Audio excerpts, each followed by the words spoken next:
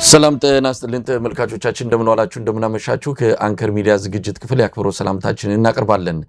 በወቅታዊ የኢትዮጵያ ጉዳዮች ላይ የተለያዩ እንግዶችን በማቅረብ ውይይታችንን የምንቀጥልበት ፕሮግራምንም ለዛሬ ይዘን ቀርበናል። አቶ አንዳርጋቸው ጽጌ ነው የዛሬው እንግዳችን። በተለይም በሶስት ጉዳዮች ላይ እናተኩራለን። የሀገራዊ ምክክር ሂደቱን በተመለከተ ስለ ትብብርና ስለ ሽግግር በእነዚህ ሶስት ጉዳዮች ላይ ሰፋ ባለ መልኩ ከአቶ አንዳርጋቸው ጽጌ ጋር ውይይት እናደርጋለን። ጽምዶ በቅርቡ በኬንያ ናይሮቢ ሶስተኛውን ስብሰባ ማድረጉ ይታወሳል። በዛ ላይም የተገኘው አንዳርጋቸው ጽጌ ስለነበረው ሁኔታ ባጭሩ እንዲነግረን እናደርጓለን። አብራችሁን በመቆየት ዝግጅታችን እንድትከታተሉ ግብዣችን ነው። መልካም ቆይታ።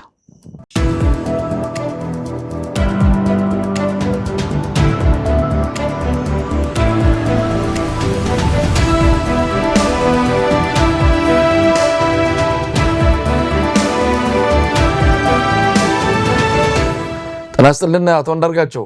ጤና ይስጥልኝ መሳይ፣ እንዴት ከረምክ? እንዴት ሰነበትክ? እንዴት አለህ? እንግዲህ ወቅታዊ የሀገራችን ጉዳዮች ብዙ ናቸው። የተወሰኑት ላይ መርጠን ሰፊ ውይይት እናደርጋለን ብዬ ጠብቃለሁ። በዋና ዋና አንገብጋቢ በሆኑ ጉዳዮች ላይ ትብብርን በተመለከተ እንደዚሁም ሽግግርን፣ አሁን ደግሞ ሂደቱ በከፍተኛ ደረጃ ጆሮና አይን የያዘው የሀገራዊ ምክክር ኮሚሽኑ ጉዳይ ነው። እሱ ላይ በተወሰነ ደረጃ ሀሳብ እንደምታካፍለን ተስፋ አደርጋለሁ። የማስቀድመው ግን ሰሞኑን ወደ ኬንያ ናይሮቢ ጎራ ብለ ነበረ። የጽምዶ ሶስተኛው ስብሰባ ተካሂዷል። በዛ ላይ የሚያደረገው ንግግር አንከር ሚዲያ ያው ለህዝብ ማስተላለፉ የሚታወቅ ነው። እንደ ባጭሩ የጽምዶ የኬንያው ቆይታ ምን ይመስላል? የናይሮቢ ስብሰባ የፖርት ሱዳን ስብሰባው ተከታይ ነው እና በተለያዩ የአፍሪካ ቀንድ ሀገራት እንደዚህ ስብሰባዎች እንዲደረጉ ይህንን የጽምዶ ሀሳብ ያቀረቡ ወጣቶች ያቀሩት ነገር በመሆኑ ፖርት ሱዳን ላይ እንደጋበዙን ነው ኬንያም ላይ የጋበዙን ናይሮቢ ላይ። በናይሮቢ ስብሰባ ላይ በፖርት ሱዳን ስብሰባ ላይ ያልተገኙ የሶማሌ ኮሚኒቲ ማህበረሰብ የፕሮፐር ሶማሌ ማለት ነው። ሁለተኛ ደግሞ የኢትዮጵያ ሶማሌ በስደት የሚገኙ ማህበረሰብ አባላት፣ የኦጋዴን ነፃ አውጪ ድርጅት ደጋፊዎች፣ እንዲሁም በናይሮቢ ከተማ የሚገኙ የኤርትራና የትግራይ ተወላጆች ኦርዲነሪ ነዋሪዎች ማለት ነው፣ የድርጅት ተወካዮች ሳይሆኑ፣ እንዲሁም ከሱዳን የመጡ ተሳታፊዎች እና ተናጋሪዎች ከዚህ በፊት ያልነበረ ነገር ነው። ከዛም ውጪ በቪዲዮ መልእክት ያስተላለፉ ከዛ በፊት አስተላልፈው የማያውቁ የሲዳማና የመሳሰሉት ማህበረሰብ ተወካዮች ልትላቸው የምትችላቸው አይነት ግለሰቦች የተሳተፉበት ነው። ዞሮ ዞሮ ዓላማው በፊት ከነበረው ምንም ልዩነት የለውም። ቁልፍ የሆነው ነገር የየሀገሩን ሰላም ለሀገሩ የፖለቲካ ኤሊት ብቻ መተው የትም አላደረሰም። የሀገሩን ሰላም ለየሀገሩ መከላከያ ሰራዊት፣ ወታደራዊ ተቋም፣ የደህንነት ኃይል መተው የትም አላደረሰንም። በሀገሮች መካከል ውጊያ ማቆም አልቻልንም።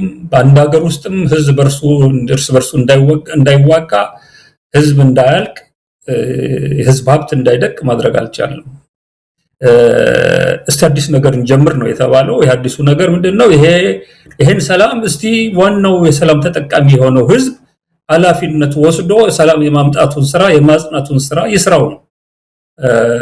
የፖለቲካ ድርጅቶች የራሳቸውን ስራ ይስሩ፣ ነገር ግን ደግሞ ህዝቡ የራሱን ስራ ይስራ እና ይሄንን ስራ በትግራይና በኤርትራ ድንበሮች አካባቢ ያሉ ወጣቶች እና እዛ የሚኖረው ማህበረሰብ ጀምሮ መልክ ያለው ስራ ሰርቶበታል። እዛ አካባቢ አሁን ባለፈው ጊዜ ከዛ በፊትም የነበሩ ጦርነቶች እንደው ተደርገው ነበር ወይ ብለህ ጥያቄ እስከምታቀርብ ድረስ ሁለቱ የድንበር ማህበረሰቦች ተቀራርበው በጋራ የሚነግዱበትን፣ በጋራ የሚያመልኩበትን፣ በጋራ ደህንነታቸውን የሚቆጣጠሩበትን ሁኔታ ፈጥረዋል ያለው። ይሄንን ማስፋት ብንችል እንዴት አይነት ጸጋ ነው! ይሄንን አይነቱን ነገር በሁሉም የኢትዮጵያ ማህበረሰቦች ውስጥ ማስፋፋት ብንችል፣ ይሄንን አቋም በኢትዮጵያ ማህበረሰብ እና በሱዳን ማህበረሰብ፣ በሶማሌ ማህበረሰብ እና በኤርትራ ማህበረሰብ መካከል ማድረግ ብንችል፣ ህዝብ ትልቅ ድምጽ ቢኖረው ተስፋ ይኖረናል። እስካሁን ድረስ ሞክረን ያልተሳካልን ነገር ማሳካት እንችላለን። ይህንን ሐሳብ ለመግፋት ነው በኬንያ የተገኘ ነው። ይህንን አመለካከት በበለጠ ወደፊት ደግሞ የፖለቲካ ታዋቂ ግለሰቦች የተለያዩ ድርጅቶች ተወካዮች ብቻ ሳይሆኑ የሲቪክ ተቋማት መሪዎችም አንቂዎችም የባህል እና የኪነት ሰዎችም በስፋት የተሳተፉበት ለአፍሪካ ቀንድ ሰላም የሚል ትልቅ ፕሮግራም ደግሞ ማዘጋጀት እንፈልጋለን ብለዋል። አይ ሆፕ ያዘጋጁታል የሚል ተስፋ ነው ያለኝ እና ይሄው ነው እና በአንተ ፕሮግራም ላይ ሪፖርት እንዳደረከው አሁን ድጋሚ የምናገረው ይሄ የጽምዶ በተከታታይ ስብሰባ መሬት ላይ ካሉት የፖለቲካና ወታደራዊ እንቅስቃሴ እያደረጉ ያለው አሁን ወደ ትብብር እየሄዱ ካሉት ኢትዮጵያ ውስጥ የሚገኙ ኃይሎች ጋራ ምንም አይነት ግንኙነት የሌለው ነው። በስራው ግን እነዚህ ኃይሎች መፍጠር የሚፈልጉትን ሰላማዊ ሁኔታ እነዚህ ኃይሎች መፍጠር የሚፈልጉትን መረጋጋት በማገዝ ደረጃ የራሱ ትልቅ አስተዋጽኦ ይኖረዋል የሚል እምነት ነው ያለኝ። አቶ አንዳርጋቸው የአገዛዙ ፕሮፓጋንዳ ማሽኖችም ሆኑ ሌሎች እንደዚሁ የጽምዶን ጉዳይ ከትብብሩ ጋር አንድ ናቸው ብለው የሚገልጹ ወገኖች ቀላል የሚባል ቁጥር የላቸውም። ከፍተኛ አመለካከቱም በዚህ ላይ ያተኮረ ነው። እውነት ጽምዶና ትብብር አንድ አይነት ነው? በቅርቡ በወለጋ የተፈጸመ ወታደራዊ ጥቃት የክልሉ ወይም ደግሞ የዛ አካባቢ ባለስልጣናት ጽምዶ አጠቃኝ ነው ያለው። ጽምዶን ቃል በቃል ጠርቶ የጽምዶ ኃይል በወለጋ ጥቃት ፈጸመ፣ የወለጋ ላይ ሰላማዊ ሰዎችን ገደለ የሚል የዞኑ አንድ ባለስልጣን መናገራቸውን ተሰምቷል። ስለዚህ ጽምዶና ትብብር ማለት ያለውን እንደው ትንሽ ሰፋ አድርገህ ብትገልጸን። አንድ ናቸው? ትይዩ ናቸው? ነገ ከነገ ወዲያ ሊገናኙ የሚችሉበት አንድ የሆነ መጋጠሚያ ይኖራቸዋል? ምንና ምን ናቸው ትብብርና ጽምዶ? መጀመሪያ በኢትዮጵያ ውስጥ ያሉ የአብይ አህመድን አገዛዝ የሚቃወሙ ኃይሎች በጋራ ለመስራት እያደረጉ ያለውን ጥረት ስምም አልሰጡትም። እስካሁን ድረስ ኦፊሻሊ የተነገረ ስም ያለው ትብብር እንደሚያደርጉ ትብብር የሚያደርጉባቸውን ምክንያቶች የዘረዘሩበት ሰነድ አላወጡም። ነገር ግን አሁን በጣም የሶሻል ሚዲያ በቀላሉ ሚስጥር መጠበቅ የማይችልበት ዘመን ምናምን በመሆኑ በእርግጠኝነት ደረጃ በሚባል መልኩ አንድ ነገር እያደረጉ እንደሆነ እርግጠኛ የተሆነበት ደረጃ ተደርሷል። ከዛም አልፎ አንዳንዶቹ በተለይ አፋብን የውጭ ጉዳይ የህዝብ ግንኙነት ኃላፊ አርበኛ አስረስ ወጥቶ እንዲህ አይነት ነገር እንዳለም ተናግሯል። ነገር ግን ስሙን አልተናገረም። ያለው ጽምዶ ነው ስሙ፣ ትብብር ነው፣ ጥብረት ነው ወይ ውቃው ነው ምናምን የሚባል ስም ሰጥተነዋል አላሉም እነሱ። ስለዚህ ምንም ስም ባልሰጡት ጉዳይ ላይ መነጋገር የምንችል አይመስለኝም። ጽምዶ ለአንድ ነገር ብቻ የተሰጠ ስም ነው፣ ህዝብ ለህዝብ ለሚደረግ ግንኙነት። ስለዚህ ልዩነት ሁለቱ ፈጽሞ የሚገናኙ አይደሉም። አገዛዙ ግን የማይቀረውን ትብብር ስሙንም ስለማያውቀው በስሙ እንዳይጠራው ስምም ቢኖረው ለመጥራት አይፈልግም። እንደምታየው አሁን አንዳንድ ጊዜ ፋንዶም በስሙ ለመጥራት እንደማይፈልገው ትብብሩን ቢመጣና ስም ቢኖረው ውቃው ቢባል ውቃው የሚባል ላይል ይችላል ያለው። አንዴ ጽምዶ የሚባል ከኤርትራና ከትግራይ ድንበር የመጣ ስም በቃላቱም ሌሎችንም ያስበረግግልኛል የሚል ኢላማ ይዞ ጽምዶ እያለ ሊቀጥል ይችላል ያለው። ዓላማው ይሄ ሊሆን ይችላል ብዬ ነው የማስበው እንጂ አገዛዙም ጠፍቶት አይደለም። ፕሮፌሰር መሐመድ ሐሰን እኔ ሌሎችም በዛ ቦታ ላይ ሱዳንን ወክለው ናይሮቢ ላይ የተወከሉት የአንድ ቲንክ ታንክ ድርጅት መሪ ሌሎችም ተናጋሪዎች በየትኛውም የኢትዮጵያ ውስጥ የሚንቀሳቀሱ የፖለቲካ ድርጅቶች ውስጥ ምንም አይነት ሚና የሌለን ኃላፊነት የሌለን ሰዎች መሆናችንን አተውት አይደለም ያንን ነገር የሚያሰራጩት። ስለዚህ ይሄ በጣም ግልጽ የሆነ ነገር ነው፣ መታወቅ ያለበት ነገር ነው። ሁለቱ ቅድም ሊተጋገዙ ይችላሉ ወይ ላልከው ቅድም መልሼዋለሁ። አዎ መተጋገዝ የሚችሉበት ሁኔታ ይኖራል። እንዴት ነው የሚተጋገዙት? በጽምዶ በኩል ያለው የኛ እንቅስቃሴ ይሄ በህዝብ የተባለውን ነገር የሚያጠናክርና የበለጠ እንዲቀራረው የሚያደርግ ነገር ነው እና በሂደት የአማራና የትግራይ ህዝብ እንደ ህዝብ መገናኘትና መነጋገር የሚችልበትን የኢትዮጵያ ህዝብና የኤርትራ ህዝብ መገናኘትና መነጋገር የሚችልበትን የሱዳን ህዝብ ጋራ የኢትዮጵያ ህዝብ መነጋገር የሚችልበትን መዋየት የሚችልበትን የተለያዩ ነገሮች ኤክስቼንጅ ማድረግ የባህል የኪነት የመሳሰሉት ነገሮች እያደረገ ወንድማዊና እህታዊ ግንኙነቱን መስራቅ ቀጠናዊ የሆነ አመለካከት ማስፋት የሚቻልበት ሁኔታ በሰላምና መረጋጋትን ቀጠናዊ መረጋጋትን ጭምር ለማምጣት ፍላጎት ላላቸው የአብይ አህመድ አገዛዝን ለሚታገሉ ኃይሎች ብርታት እና ጉልበት ይሆናቸዋል ብዬ ነው ማስበው። አመሰግናለሁ አቶ አንዳርጋቸው። እንግዲህ ወደ ዕለቱ ወደ ተገናኘንባቸው 3 ርዕሰ ጉዳዮች እንምጣ። ስለ ሀገራዊ ምክክር ጉዳይ በነገራችን ላይ ሀገራዊ ምክክር ጉዳይን በተመለከተ ለኢዜማ ያቀረብከውን አንድ ጽሁፍ እንደዚሁ አግኝቼው ነበረ። ወደ ምክክር ኮሚሽኑ ጉዳይን በተመለከተ ለኢዜማ ሰዎች ያቀረብከው ሰነድ ነው። እሱ ሰነድ አሁን የሚታዩ ነገሮችን በስፋት እያየን ነው። እዛ ሰነዱ ላይ በአንተ በኩል የተገለጸው አሁን እየሆኑ ያሉ ጉዳዮችን የሚያመለክት ነው። ለማንኛውም ስለ ሀገራዊ ምክክር ጉዳዩ ያለ አቋም ያለ ሐሳብ ምንድን ነው? ምን እየሆነ ነው ያለው? ምንስ መሆን ነበረበት? ምንስ አልሆነም? የሚለውን ጠቅለል አድርገህ ሐሳብን ብታካፍለን።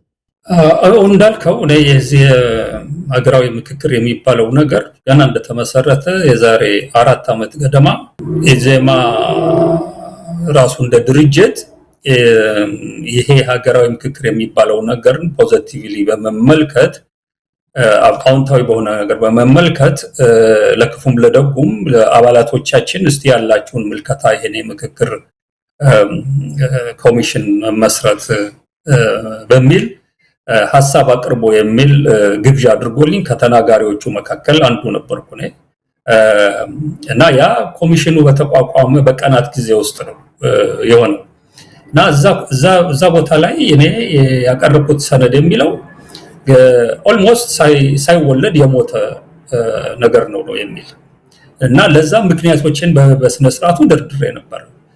አንደኛ ገና ከጅምሩ ኦልሞስት ኩረጃ የሚመስል ነገር ሌሎች ሀገሮች ላይ ተደርጓልና እኛም እናድርገው በሚል መንፈስ የተደረገ እንጂ ሪሊ በጣም የተለየ የኢትዮጵያን ዩኒክ የሆኑ የፖለቲካ ኤሊቱ የሚራቆትባቸውን ጉዳዮች ሀገራዊ ችግሮችና ስብራቶችን ግምት ውስጥ አስገብቶ በኢትዮጵያ የሚደረግ የምክክር ሂደት በጣም ውስብስብ ሊሆን እንደሚችል ምንም ግንዛቤ በሌለው መንገድ የተጀመረ ነገር ነው በሚል ለምሳሌ በመጥቀስ ያህል በሌሎች ሀገሮች የተደረጉ ምክክሮች በተለያዩ ፓርቲዎች መካከል ያሉ የርዕዮተ ዓለም ልዩነቶችን ለማስወገድ አካታችነት የለም የሚል ጥያቄ ያላቸውን ኃይሎች በአካታችነት መፍትሄ ለመስጠት የስልጣን ክፍፍል ተገቢ በሆነ መንገድ አይደለም የሚል ጥያቄ ላነሱ ኃይሎች ተገቢ የስልጣን ክፍፍል ለማድረግ የመሳሰሉትን ጉዳዮች የሚነሱባቸው ናቸው። በኢትዮጵያ ሁኔታ ግን የምክክር ሂደቱ ወይም ጦርነት ካለም ጦርነቱ እነዚህ ቅድም ያልኳቸውን ነገሮች ይቀሰቀሱት ከሆነ ጦርነቱን ለነዚህ ጥያቄዎች መልስ በመስጠት በሀገራዊ ምክክር መልኩ ችግሩ መፍታት ነው። ሌላ ሀገር ላይ እኛ ሀገር ላይ በጣም የሚገርሙ ልዩነቶች ያሉበት ነው።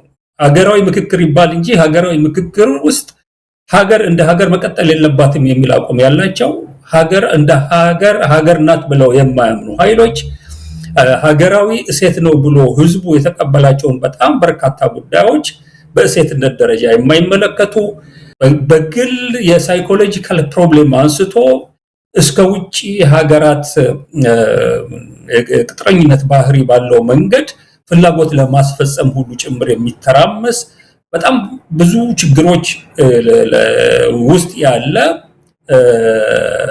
ኤሊት ያለበት አገር ውስጥ ነው እንዲህ አይነቱ ነገር ይደረግ የተባለው እና አንዱ ትልቁ ጥያቄ ያነሳሁት ምክክር የሚባል ነገር ሰዎች በምክንያት ላይ ውይይት ካደረጉ በኋላ ምክንያታዊ የሆኑትን የተለያዩ ሰዎች ሐሳቦች ወስደው ይስማማሉ።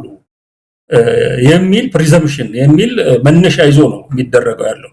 ጥያቄ ያቀረብኩት እኔ እውነት በኢትዮጵያ ውስጥ ያለው ኤሊት የፖለቲካ ልዩነት በምክንያታዊ በሆነ ውይይት ይፈታል ወይ ነው አንደኛ ነገር። ምክንያቱም በምክንያት ላይ የተመሰረተ ቅድም ያነሳኋቸው በርካታ ነገሮች በምክንያት ላይ ተመስርተው ሊቃለሉ የሚችሉ አይደሉም። አሁንም እያየ ነው።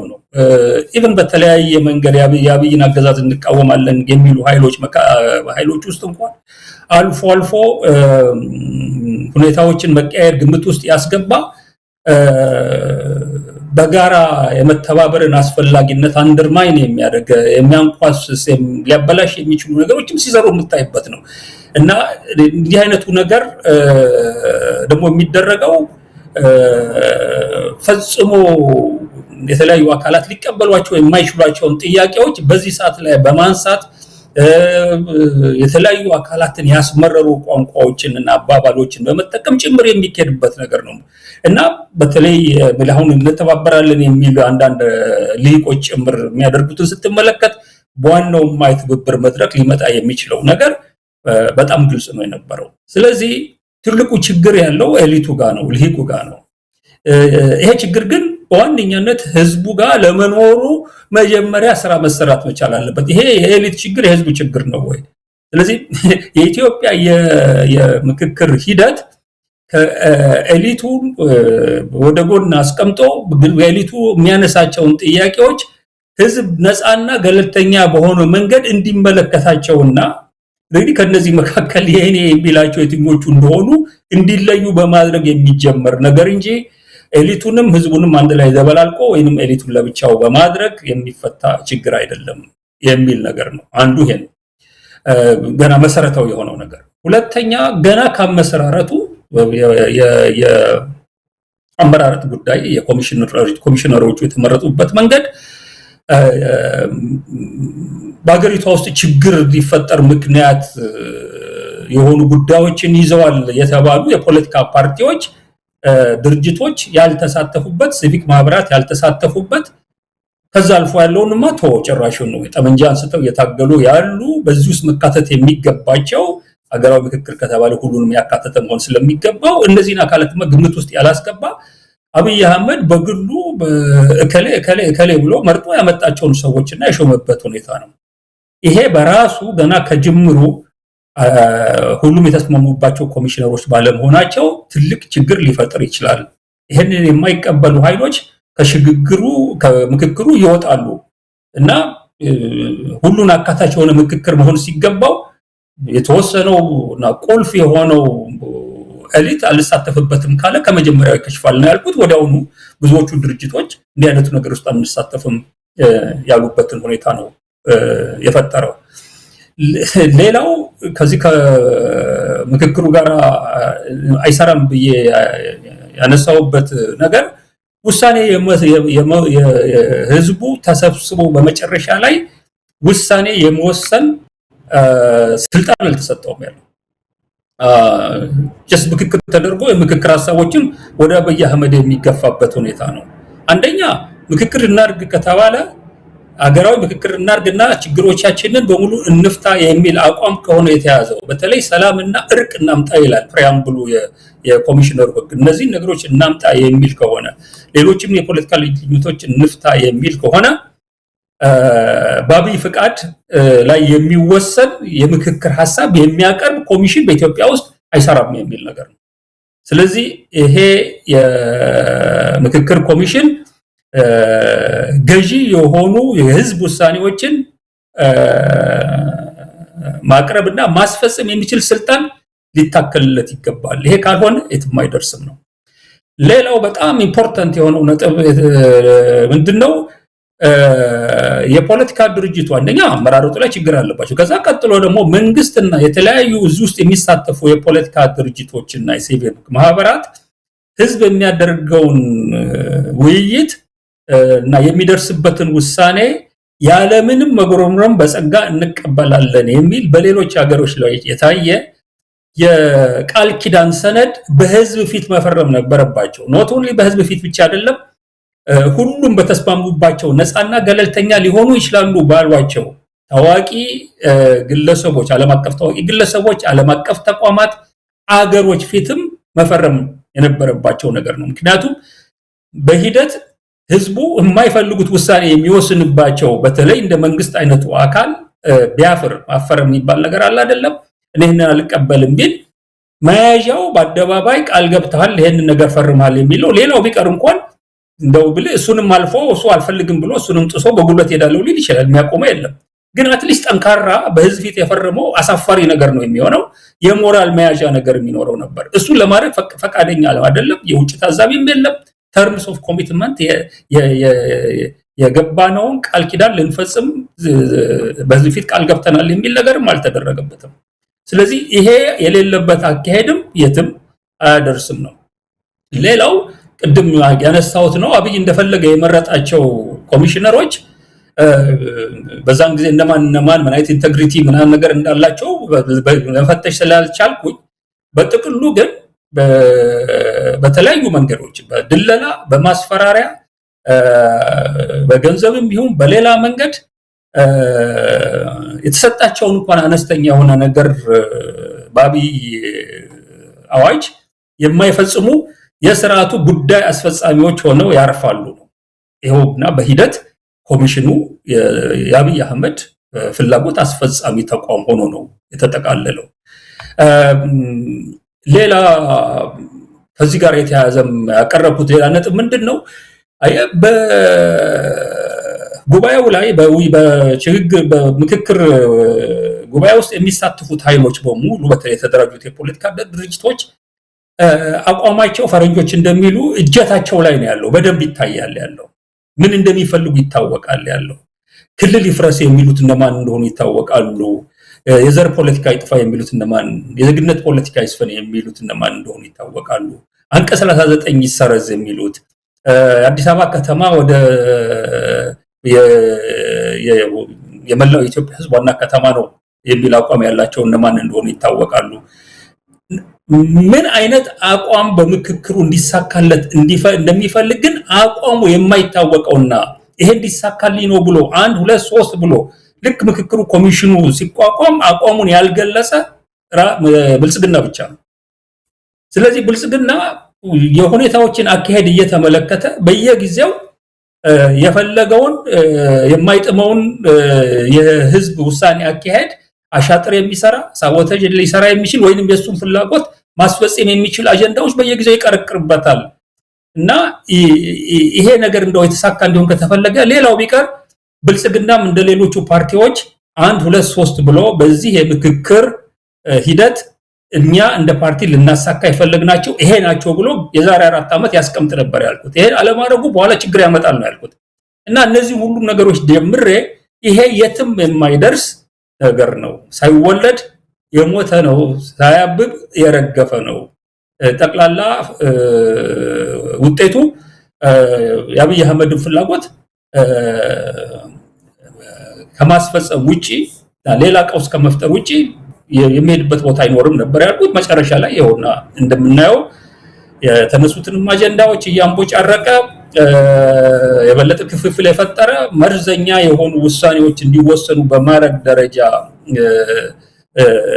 እየሰራ አሁን ዛሬ ላለንበት አዲስ አበባ የባንክ ከተማ ናት፣ የኦሮሚያ ናት ወይ የኢትዮጵያ ሕዝብ ናት ወይ፣ ህገ መንግስቱ በዚህ መንገድ ይሻሻል አይሻሻል የመሳሰሉ ነገሮችን ይዞ መጥቷል ማለት ነው። ስለዚህ ለእኔ ከ4 ዓመት በፊት ፋይሉን የዘጋሁለት የምክክር ኮሚሽን ላይ ዝርዝር የሆነ ጥያቄ ባትጠይቀኝ በጣም ጥሩ ነው ብዬ ነው ማስበው ያለው። አሁን ግን ያለንበት ሁኔታ ይሄ ነው።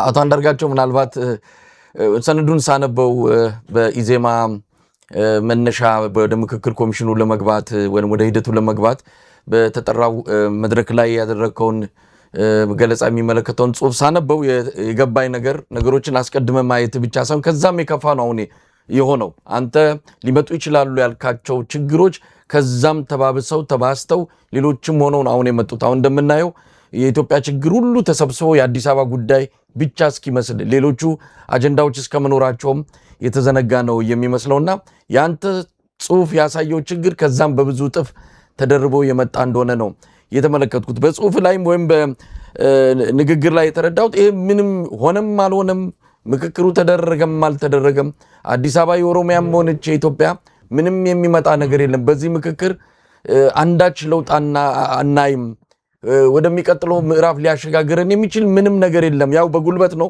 አሁን በጉልበትም እያደረገው ነው ያለው የሚል የምክክር ኮሚሽኑን አጠቃላይ ሁኔታ ያለመቀበልም ነገር አለ። ስለዚህ ከምክክር ውጭ ሌላ የሚጠበቅ እንቅስቃሴም ለውጥ አለ ሀገሪቱ የምትሸጋገርበት። እንግዲህ ምክክሩ ምንም ፋይዳ ከሌለው ታዲያ ኢትዮጵያ ሕዝብ ምን ይጠብቅ? አሁን ምልህ ትልቅ ኢሹ ተደርጎ እየቀረበ ነው ያለው አዲስ አበባ ጉዳይ። ህገ መንግስቱን በተመለከተ ሊነኩት አይገባም ይገባል የሚሉ ጥያቄዎች አሉ፣ የመሳሰሉ ነገሮች። ግን ለእኔ በኮሚሽኑ አማካኝነት አዲስ አበባ የኦሮሚያ ዋና ከተማ ትሆናለች ቢልስ ምን ይመጣል? በአንድ ጀንበር አዲስ አበባን ህዝብ አጥፍቶ የኢትዮጵያ ህዝብ አዲስ አበባ ጋር ያለውን የጋራ ከተማነት ስሜት አውድሞ ከተማውን የኦሮሚያ ማድረጉ ዘላለማዊ ማድረግ ይችላል ወይ ነው? ገብተዋል። ኦፍኮርስ ብልህ ባንኩንም ታንኩም ይዞ ለረጅም ጊዜ እንዲቀጥል ከፈቀድክለት ከጊዜ ብዛት ምንም ነገር ላይሳነው ይችላል፣ ብዙ ነገር ሊያበላሽ ይችላል። ነገር ግን ያ ጊዜ ያለው ወይ ነው ትልቁ ጥያቄ። ይሄ መንግስት እና ያ ጊዜ እንዳለውና ይሄንን ነገር ሊያሳካ እንደሚችል አድርጎ አዲስ አበባን የኦሮሚያ ሊያደርገው ነው የሚል የስጋትና የጭንቀት ነገር እኔ ጋር የለም ያለው። ሊያውጀው ይችላል፣ አዋጁን ግን ተፈጻሚ ሳያደርግ የሚወድቅ መንግስት ነው የሚል እምነት ስላለኝ ነው ይህንን የምናገረው። ትኩረት መደረግ ያለበትም እንዴት እንዲህ አይነቱን እኩይ ዓላማ ተግባራዊ የሚያደርግበትን እድል እንንሳው ላይ ነው ማተኮር ያለብን እንጂ ውይይቱ ምን ይመስላል፣ እነማን ላይ ምን ተጽዕኖ ተደርጎ አዲስ አበባ የኦሮሚያ ትሆናለች ተባለ የመሳሰለ ጉዳይ እኔ ብስለት ያለው የፖለቲካ ሰው የሚሰራው ስራ መሆን አለበት የሚል እምነት የለኝም። ይህንን በደንብ መረዳት ያለብን ይመስለኛል። ህገ መንግስቱንም በተመለከተ ተመሳሳይ የሆነ ነገር ሰዎች ሲያነሱ ሰማሉ። ህገ መንግስቱ መነካት የለበትም እና ህገ መንግስቱ እንደፈለገ ሊያደርገው ይችላል ያለው ከዚህ በፊትም ተናግሯል ያለው ሌሎች መንግስታት ሌሎች ገዢዎች የራሳቸው ህገ መንግስት ነበራቸው፣ እኔም የራሴ ህገ መንግስት ይኖረኛል ብሏል። የራሱ ህገ መንግስት ብዙ የሚባል ነገር ሰብቻለሁ። የኢትዮጵያ ህገ መንግስትን ብዙ አንቀጾች አሉት። እንዲህ በቀላሉ አብይ ተነስቶ ሊቀይራቸው አይችልም። አንዳንዶቹ የሁሉንም ክልሎች ሙሉ ድምጽ የሚጠይቁ ናቸው። እንዲቀየሩ ከተፈለገ አብይ እንደዚህ ነገር የሚያቆመው ሰው ነው ወይ? ከፈለገ እንዳለ ቀድጄዋለሁ በምክክር ኮሚሽኑ አማካኝነትና የህግ ዕውቀት ባላቸው ሰዎች ለሀገር የሚበጅ ህገ መንግስት ይመጥቻለሁ። ይሄ ህገ መንግስት እኔም ፕሬዝዳንት አድርጎ ይጀምራል። እነዚህ ክልሎች ውስጥ ያሉ ከተሞች ለዚህ ይሆናሉ። የክልሎች አደረጃጀት በዚህ መንገድ ተቀይሯል። የፈለገውን ነገር እዛ ውስጥ አስገብቶ ቢመጣ ማን ነው የሚከለክለው? ይሄን ማድረግ ይሳነዋል ብለን ነው የምናስበው? እና አሁን አንዳንድ ሚዲያዎች ላይ ሲከታተል ይሄን ማድረግ አይችልም ምክንያቱም እንደዚህ አይነት አንቀጾች አሳሪ አንቀጾች አሉ እዚህ ውስጥ ምናምን ነገር በህግ በደንብ በአዋጅ በመሳሰሉት ነገሮች እነዚህ ነገሮች ማጠፍ የሚችልበትን ነገር እያደረገ አዋጅ ሲያስፈልጋሉ የፈለገውን ለመፈጸም። ስለዚህ ይሄ ምልክ ከንቱ የሆነ ክርክር ነው የሚሆነው። ሁለተኛ ብልጽ ራሱ በተቋሚ በኩልም ማለት አይደለም መነካት የለበትም፣ ይሄ መደረግ የለበትም። አዚፍ በኢትዮጵያ ውስጥ በህገ መንግስት አማካኝነት የሚሰራ ስራ ያለ ይመስል አንዳንዶቹን ሰምቻለሁ። የኢትዮጵያ ህገ መንግስት ነው ኢትዮጵያን እንደ ሀገር አንድ አድርጎ የያዘው ሪሊ ነው። ኢትዮጵያን እንደ ሀገር አንድ አድርጎ ከያዘ በህገ መንግስቱ የተደነገጉት የመናገር፣ የመጻፍ፣ የመሰብሰብ፣ በነፃነት የመደራጀት መብቶች በሙሉ ልክ ኢትዮጵያን አንድ ሀገር አድርጎ እንደያዘው ነገር ሁሉ የተከበሩበት ሁኔታ ነበር ይፈጠራል ማለት ነው። እነዚህ ሁሉ ነገሮች በሌሉበት ህገ መንግስቱ የኢትዮጵያ ብሔር ብሔረሰቦችና ህዝቦች ተሰባስበው የፈጠሯት አገር ናት ብሎ በመደንገጉ የመጣ ነገር ስለሆነ ይሄንን መነካካት አገር ያፈርሳል። እንዲህ አይነት ክርክር የምትሰማባቸው ሁኔታዎች አሉ። አንቀጽ 39 ከተነሳ ትልቅ ችግር ይፈጠራል ይልሃል ያለው ህገ መንግስት እኮ ሳይኖራቸው በከፍተኛ ደረጃ ዴሞክራሲያዊ የሆኑ ውሳኔዎች የሚወሰኑባቸው ሀገሮች አሉ። አሁን ለምሳሌ አንድ ቀላል ምሳሌ ልስጥ ያለው እንግሊዝ ህገ መንግስት የሚባል ነገር የለም። በኮመን ሎ የሚባል በዘልማድ ላይ በተመሰረቱ ህጎች በቢል ኦፍ ራይትስ የሚባል 16 ምናምን ውስጥ በወጣ አንድ ቢል አማካኝነት እና በየጊዜው በሚወጡ ህጎች ነው የሚተዳደር። ካናዳም ተመሳሳይ የሆነ ነገር አለው።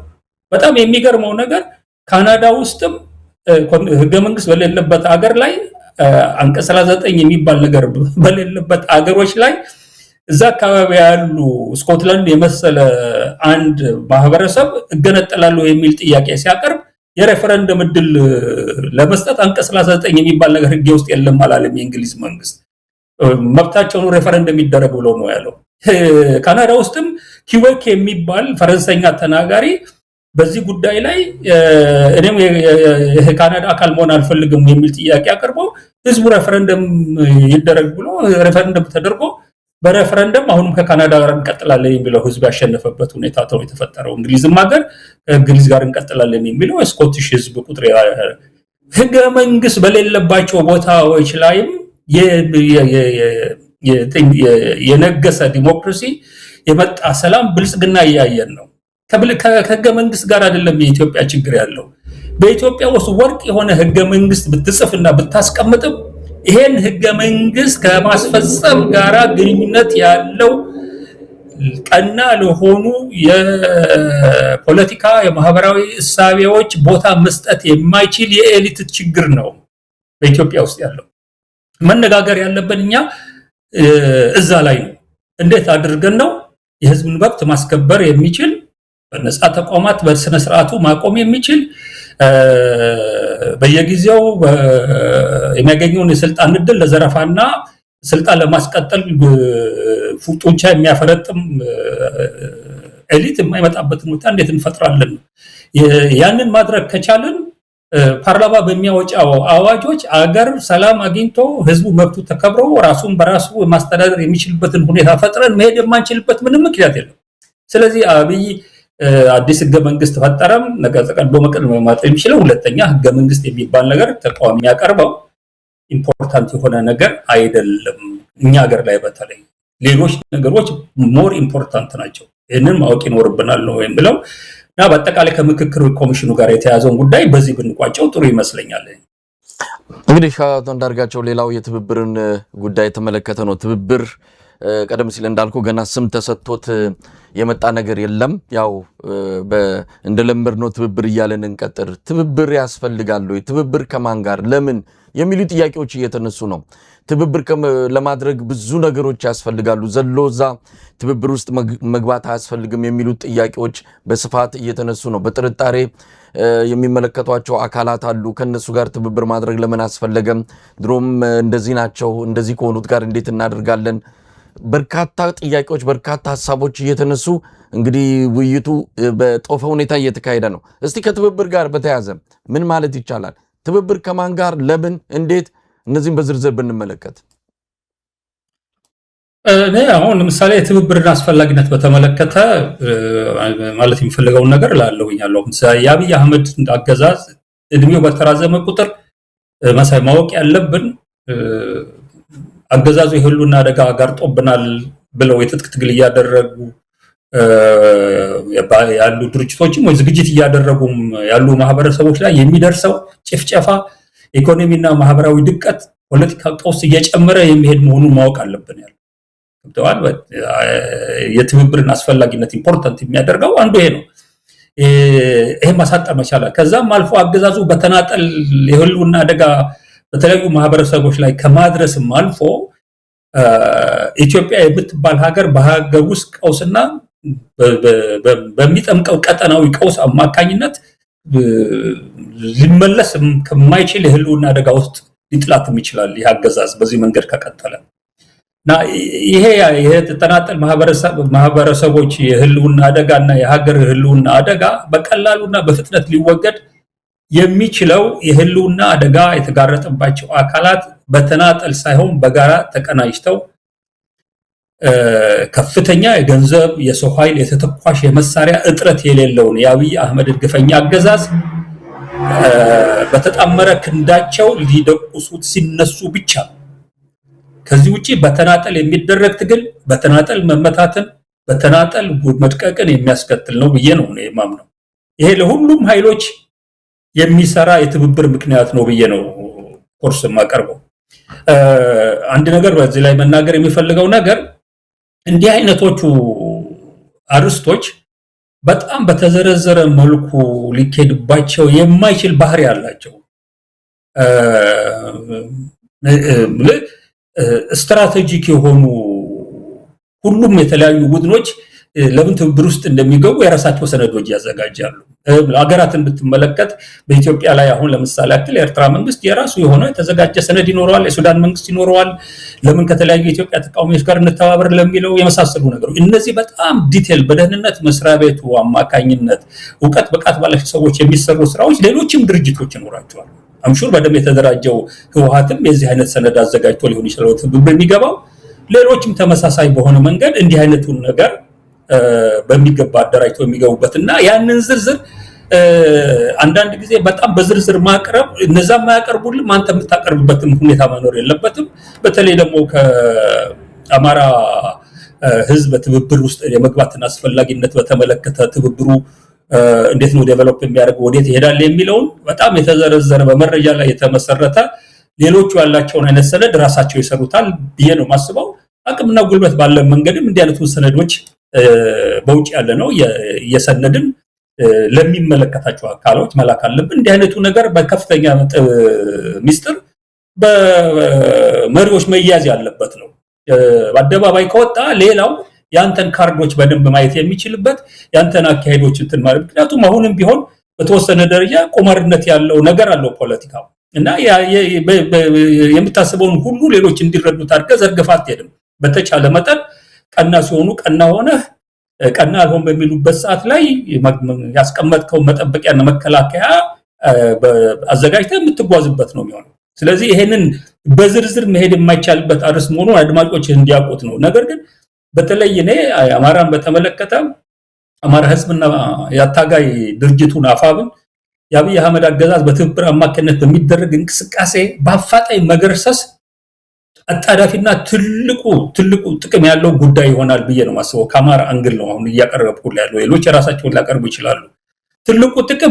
ትልቁ ጥቅም የአብይ አህመድ አገዛዝ አዲስ አበባ ላይ ወደቀ ማለት የአማራ ብልጽግና ከአማራ ክልል ተጠራርጎ ጠፋ ማለት ነው።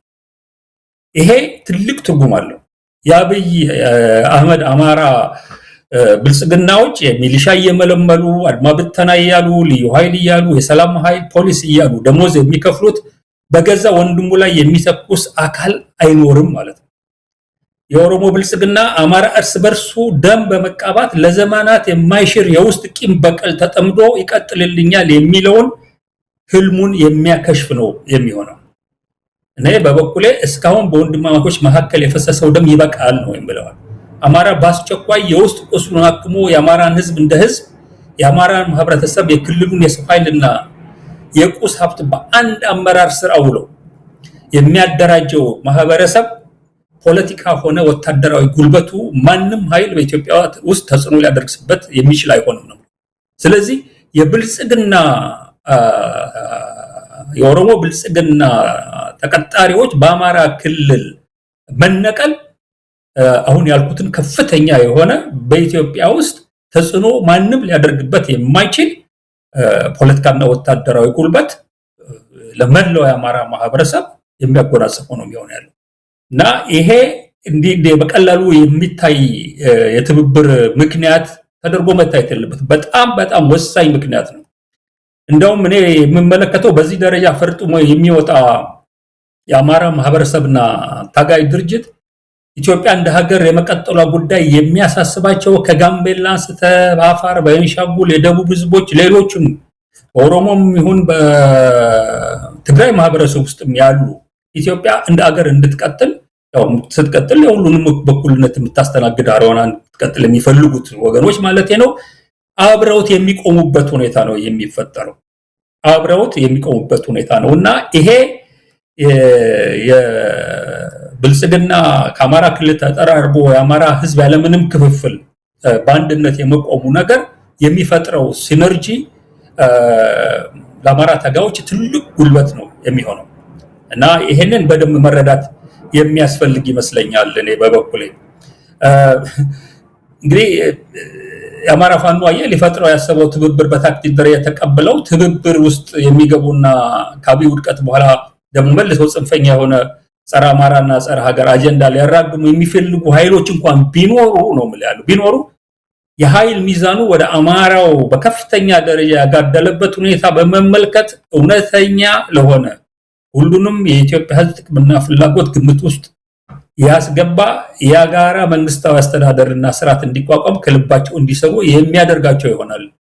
ምክንያቱም የአብይ መንግስት አዲስ አበባ ላይ መውደቅ አማራ ክልል ውስጥ እርስ በርሱ ተከፋፍሎ የሚዋጋ ማህበረሰብ እንዳይኖር ነው የሚያደርገው። እንደዛ አይነት ነገር ባይኖር ኖሮ ብለህ አስብ እስቲ። ትግራይ አሁን ለምሳሌ ያክል ህወሓትና የትግራይ ህዝብ በአንድ ላይ ሆኖ በመጀመሪያው ዙር በነበረው ጦርነት ከአብይ አገዛዝ ጋር በመግጠሙ ምን ያህል ጉልበት እንዳገኘ ማየት ትችላለህ። የአማራ ማህበረሰብ በአብይ አገዛዝ ቅጥቀጣ ውስጥ ሲገባ እንደ ትግራይ አንድ ሆኖ ቆሞ ቢሆን ኖሮ የአብይ አገዛዝ የ3 ቀን እድሜ አይኖረውም ነበር። ይሄንን ስትራቴጂክ አድቫንቴጅ ከአብይ መውሰድ የሚቻለው አብይን በብጥሎ የአማራን ህዝብ ነፃ ከብልጽግና አገዛዝ ማውጣት ነው የሚል እምነት ነው ያለኝ እና ለእንዲህ አይነቱ ዓላማ እኔ የአማራ ፋኖ ከምንም በላይ የአብይን መወገድ የሥራዎቹ ሁሉ እናት አድርጎ ሊወስደው ይገባል። በክልሉ ውጪና በክልሉ ውስጥ የሚኖረው አማራ ላይ የሚደርሰው አጠቃላይ ጥፋት፣ ግድያ፣ የክልሉ መድቀቅ በአስቸኳይ መቆም ካልቻለ መዘዙ የከፋ ይሆናል የሚል እምነት ነው ያለኝ። ለዚህ ትብብር ውስጥ አማራ ፋኖ መግባቱ ትክክል ነው የሚለው ሌሎችም የህልውና አደጋ ያለባቸው የህልውና አደጋቸውን ቶሎ ማስቆም ካልቻሉ ለረጅም ጊዜ የሚራዘም ዎር ኦፍ አትሪሽን ውስጥ ቢገቡ፣ ለምሳሌ ትግራይን ብትወስድ ለረጅም ጊዜ የሚካሄድ ጦርነት አይደለም። ገንዘብ ክልከላ፣ ነዳጅ ክልከላ፣ መድኃኒት ክልከላ፣ ሌሎችም ቁልፍ የሆኑ ነገሮች ክልከላ የተካሄደበት ለረጅም ጊዜ ማህበረሰቡ ይዞ መቀጠል የሚችልበት ሁኔታ በጣም ከባድ ነው የሚሆነው። ስለዚህ የተራዘመ እድሜ ለአብይ መስጠት ለትግራይ ማህበረሰብም የሚበጁ አይደለም። በከፍተኛ ደረጃ እያለቀ ያለው የግልዮቹን ሬሳ እንደ እህል ባህያ የተጫነ በገበያ የሚዞርለት የኦሮሞ ህዝብም በከፍተኛ ደረጃ የሚዘረፈው የኦሮሞ ህዝብም ከሚደርስበት ግፍና አበሳ በፍጥነት ባለመገላገሉ የሚመጣውበት የከፋ እልቂት ዘግናኝ ነው የሚሆነው ያለው። እየባሰበት እየሄደ ነው እየተመለከትን ያለ ነው። ስለዚህ ሁሉንም የማህበረሰብ ክፍል ይመለከታል ባይነኝ። በተለይ ከአማራው አኳያ ግን በጣም ወሳኝ ነው ብዬ ነው የማስበው። ኦፍ ኮርስ ከዚህ ጋር የሚነሱ ጥያቄዎች አሉ። አሁን ያነሳሁት ለምሳሌ ምክንያት ነው ያነሳሁት ያለው፣ ግን ዓላማው ምን ይሁን የሚለው ያው እዚህ ምክንያት ላይ አስቀምጬዋለሁ። አንደኛውን ፓርት የአብይ አህመድን አገዛዝ በአስቸኳይ ማስወገድ ነው። ነገር ግን አብይን ማስወገድ ብቻ የሚል ዓላማ በቂ አይደለም የሚል እምነት አለኝ።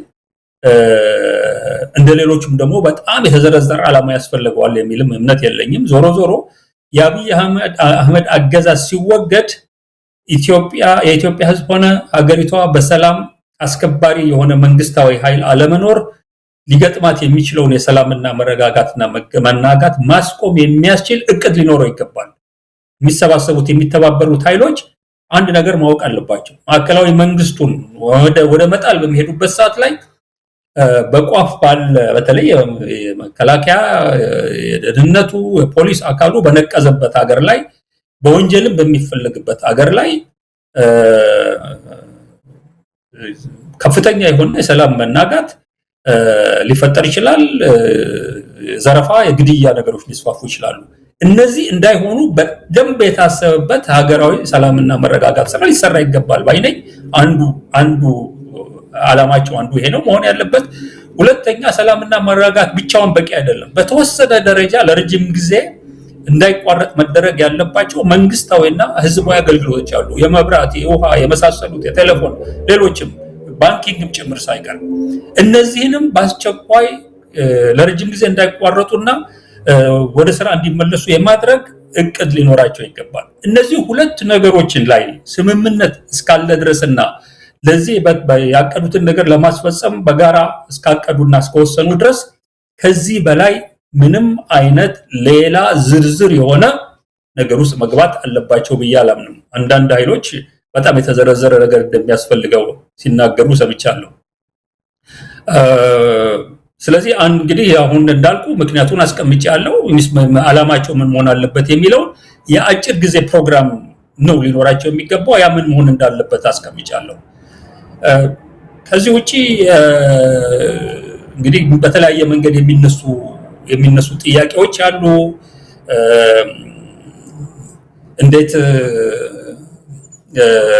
ለምሳሌ ያክል ከአማራ በኩል ከዚህ እንዴት አድርገን ከህወሓት ጋር እንተባበራለን? ዛሬ አማራ ላለበት አጠቃላይ የሆነ ድቀትና ውድመት መነሻ የሚሆነውን እርሾ የሰጠው ህወሓት ራሱ ነው እና እንዲህ አይነቱን ታሪካዊ የሆነ በደል በአደባባይ መጥቶ ንስሐ ካልገባ እንዴት ከዚህ ኃይል ጋር ህብረት እንፈጥራለን የሚል ጥያቄ የሚያነሱ አሉ። አንዱ የሚነሳ ጉዳይ ነው። ይህን ጉዳይ በተመለከተ እኔ በጣም ቀላል የሆነ መልስ ነው ያለኝ። ምንም ጥያቄ የለውም። ከማንም በላይ እኔ ትግራይ ውስጥም ሆኜ ከዛም በኋላ በጻፍኳቸው ጽሁፎች ከነመዝሙሩ ከነምኑ ከነጽሁፎቻቸው እንዲህ አይነት ስሁት የሆነ ትርክት በማድረግም በመቅረጽም አማራን ህዝብ በከፍተኛ ደረጃ በሌሎች በጠላትነት እንዲታይ የሚያደርግም ነገር በማድረግ የተጫወቱት ሪሊ አጥፊ የሆነ ሚና የሚካድ ነገር አይደለም ያለው። አሁን ያለንበት ሁኔታ ግን እነሱ ምህልና አደጋ ውስጥ ወድቀዋል፣ እኛም ምህልና አደጋ ውስጥ ነው ያለነው። እነሱ በዚህ ጉዳይ ላይ በአደባባይ አንድ ነገር እስካልተናገሩ ድረስ ተባብረን በአብይ አህመድ አገዛዝ ላይ ክንዳችንን አናነሳም የሚለው ክርክር ለኔ ከወያኔዎች ይቅርታ ማግኘት ከአብይ አህመድ በአማራ ህዝብ ላይ ከሰነዘረው የህልውና አደጋ በላይ ትርጉም አለው የሚል ክርክር ማቅረብ ማለት ነው። የዛ አይነቱ ጉዳይ የሚነሳበት መድረክ ይኖረዋል። ሀገር ሰላም ሲሆን መረጋጋት ሲፈጠር በጣም በተረጋጋና ሰላማዊ በሆነ ሁኔታ ታሪክ ምን ይመስል ነበር ኢትዮጵያ ውስጥ? ይህንን ታሪክ ማን አጣመመው? ማን የተሳሳተ እና ስሁት ትርክት ይዞ መጣ? በዚህስ ማዋጋ ከፈለ? አማራ ብቻውን ነው የከፈለው? በዚህ ስሁት ትርክት የተነሳ ትግራይ የከፈለው ዋጋ የለም? እሱም ሁሉ ነገር ውይይት የሚደረግባቸው እና በዚህ ላይ አቋም የሚወሰድባቸው መድረኮች ይኖራሉ ያለው። እነዚህ መድረኮች አሁን ለማምጣት የሚደረግ ጥረት ፕራዮሪቲያችን ቀደም የስራችን ቀደም ተከተል በሚገባ አንደርስታንድ ያለው ከአብይ በላይ የአማራ የህልውና አደጋ የሚሆን የሆነ ኃይል የለም። ይሄንን ኃይል ከየትኛውም ኃይል ጋር ጡንቻ ካለው አቅም ካለው ይሄን ኃይል ተመሳሳይ በሆነ መንገድ የህልውና አደጋ ነው ብሎ ከሚያስብ የትኛውም ኃይል ጋር ለህወሓት የሰጠሁት ምክንያት ለኦላም ይሰራል። ምክንያቱም በኦላ ላይ የሚነሳል። ኦላ የቀድሞ የኦሮሞ ነጻነት ግንባር ኦፍሹት ነው፣ ብራንች ነው። ያ ድርጅት ተመሳሳይ የሆነ ህወሓት ይዞት የነበረውን አቋም በአማራ ህዝብ ላይ ያዘ ነው። ከዚህ ጋር የተሰራለን የሚል ነገር ይነሳል ያለው። ተመሳሳይ የሆነ ክርክር ነው የማቀርበው ያለው። የትኛው ኢምፖርታንት ነው? ኦላ በአብይ ላይ የሚሰነዝረው የአብይ አህመድን አገዛዝ ለመጣል የሚያደርገው ጥረት የሚያደርገው አስተዋጽኦ ሞር ኢምፖርታንት ወይስ በዚህ ጉዳይ ላይ እንዲህ አይነት አቋማችን ትክክል አልነበረም የሚል መግለጫ የመውጣቱ ጉዳይ ነው። ፊት ለፊት መነጋገር መቻል አለብን። ለኔ ሌላው ነገር በሙሉ ቀስ ብሎ ይደርሳል።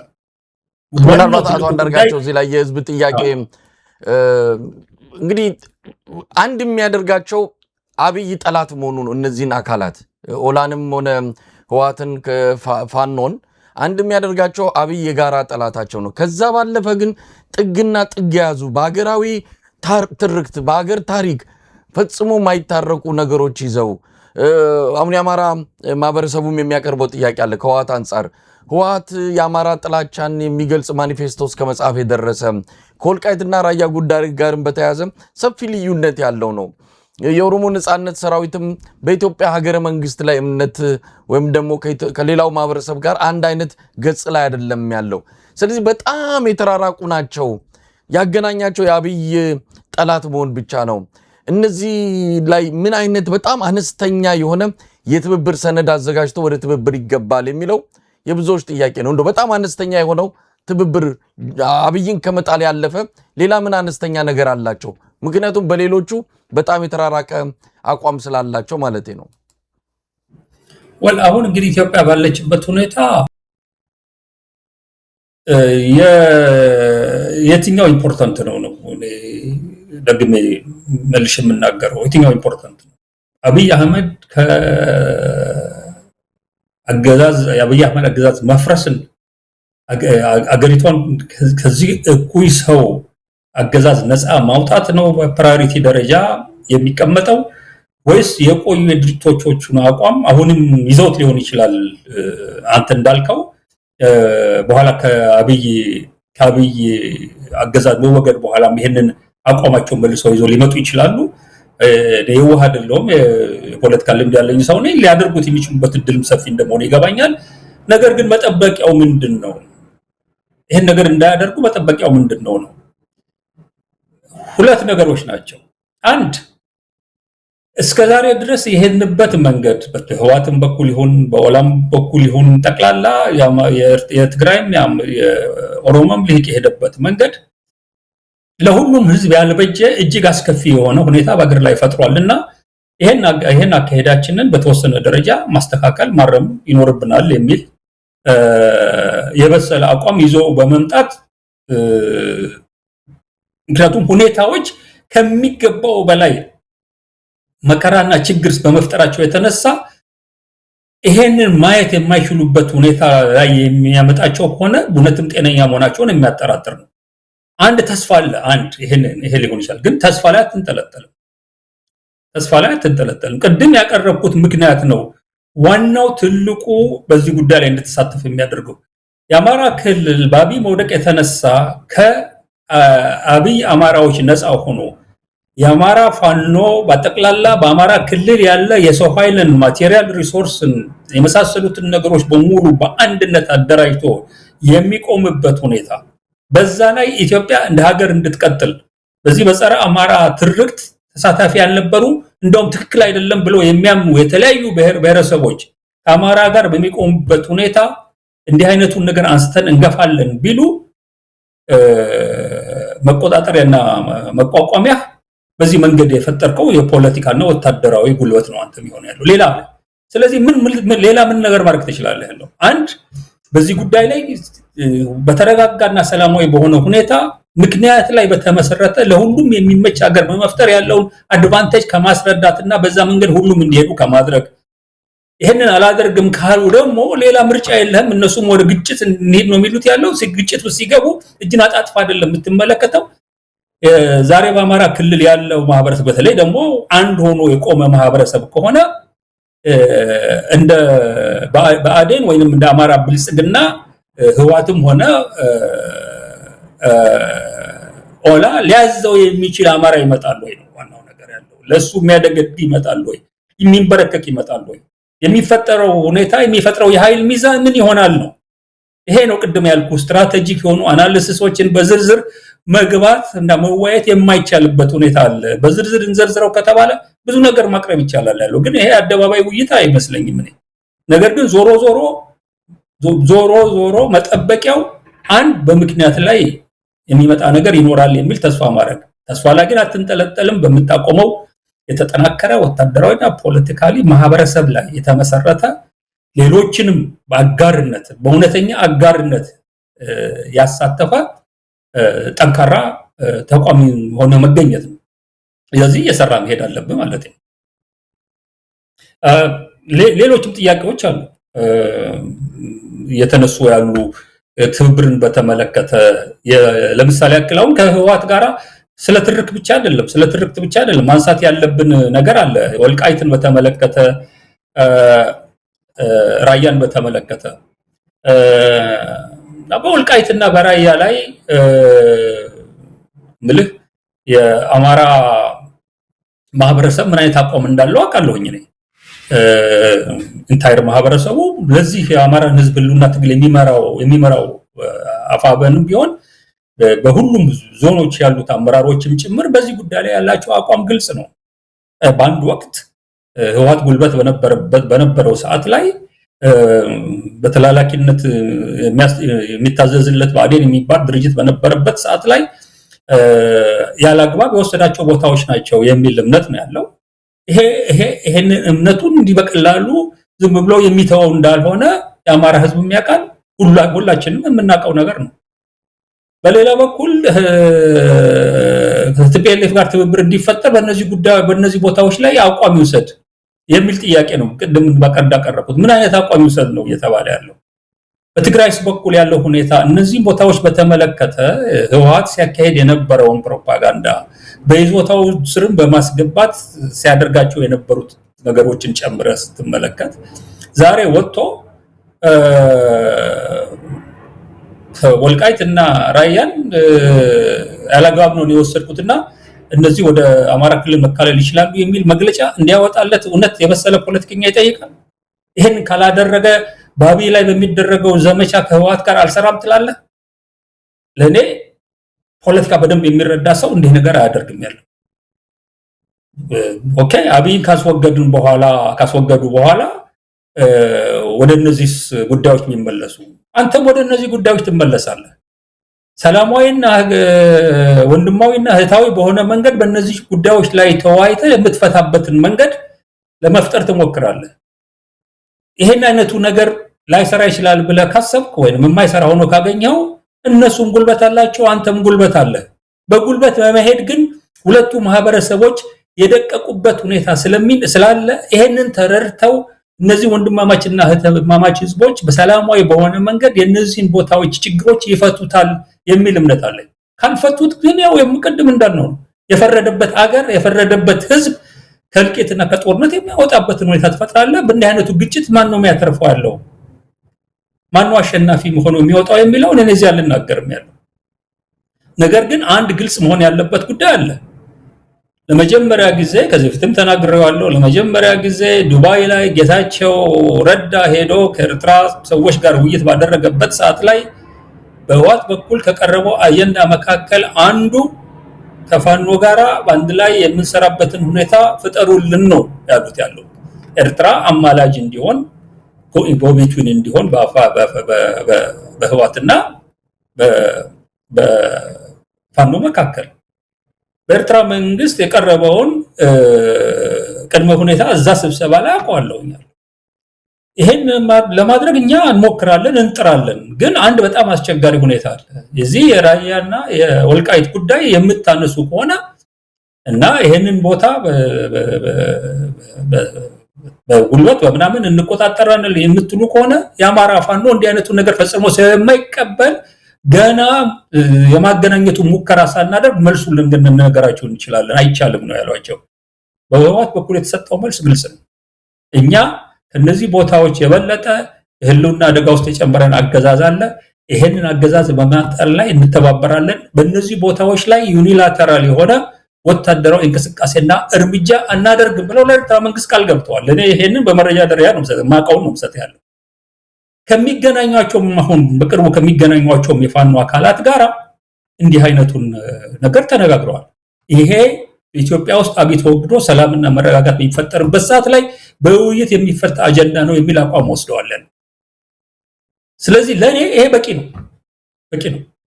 ምክንያቱም ከአብይ የከፋ የአማራ ጠላት የለም።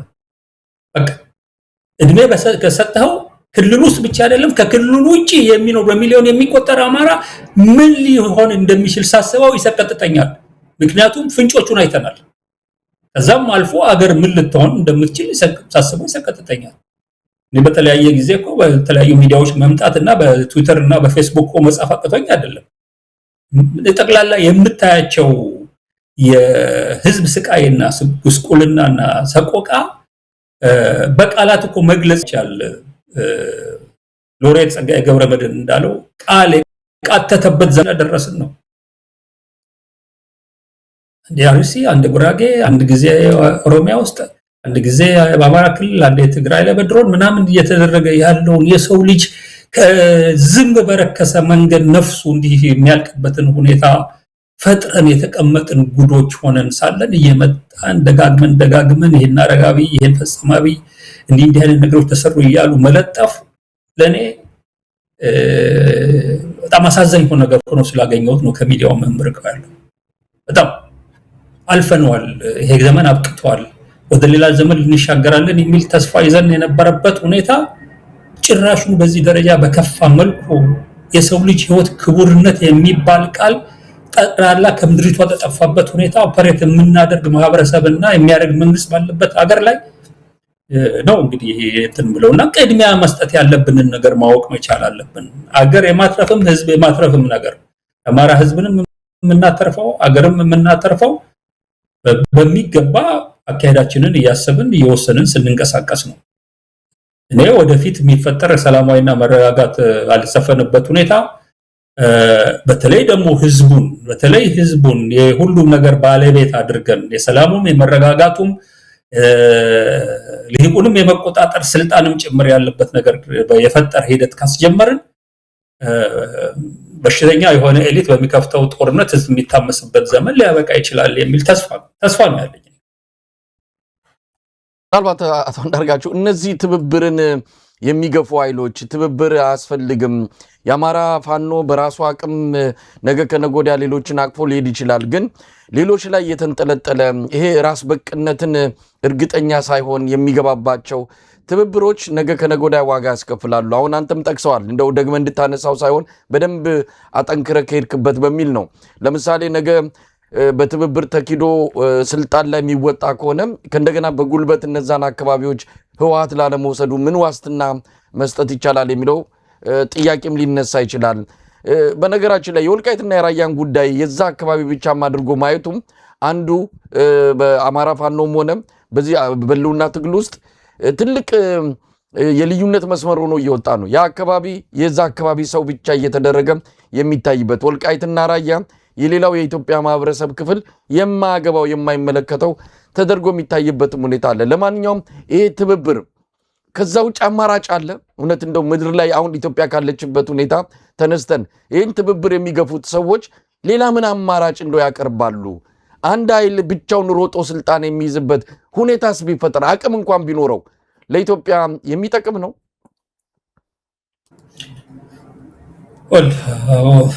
አንዱ መጀመሪያ ያነሳውን ጉዳይ በተወሰነ ደረጃ አንድ ነገር ማለት ያስፈልጋል። ወልቃይትና ራያን በተመለከተ የአንድ አካባቢ ብቻ ጉዳይ አድርጎ በመውሰድ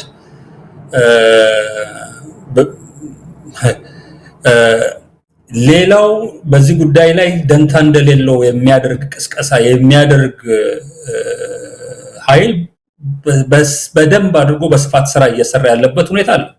አንዳንዱ ከድንቁርና በመነሳት የሚሰራው ስራ አለ። ሌላው ግን ይሄ አካሄድ ብልጽግናን ይጠቅመዋል በሚል በብልጽግና በደንብ የሚገፋ አካሄድ ነው።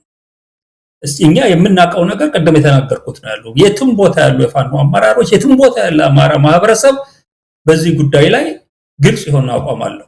ይሄንን መጠራጠርና በዚህ ጉዳይ ላይ ክፍተት እንዲፈጠር በማድረግ የሚኬድ ሂደት የሚያመጣው መዘዝ የአማራ አንድነትን አሳጥቶ አማራን ከፋፍሎ አማራን እንዳለ የአብይ አህመድ